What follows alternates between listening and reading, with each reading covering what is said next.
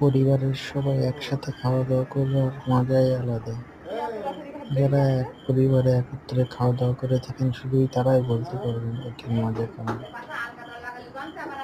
একসাথে বসে খাওয়ার একটা ভিন্ন মাত্রা আছে, যে মাত্রাটুকু শান্তি মনোভাব সবাই উপলব্ধি করতে পারে না।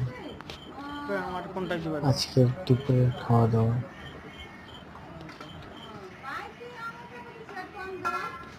লেবু কাঁচা হলো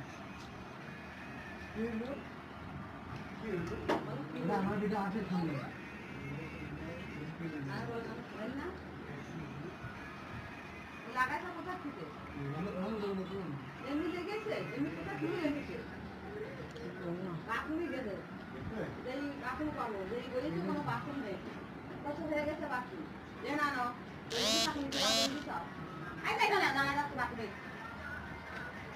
যাবে